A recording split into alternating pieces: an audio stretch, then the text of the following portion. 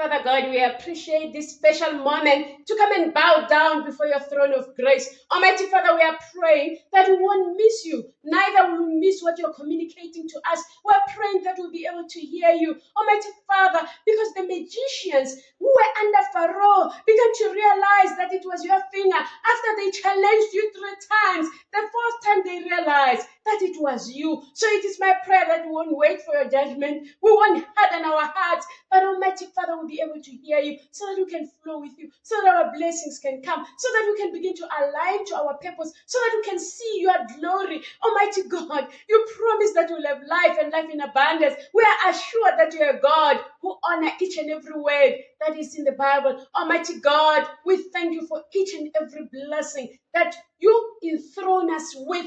Every authority, every power, Almighty God, we recognize that you are our Lord and you are Savior. You are God in whom we trust. We pray in the name of the Father, the name of the Lord Jesus Christ, and the name of the Holy Ghost of God. Amen and amen. Amen.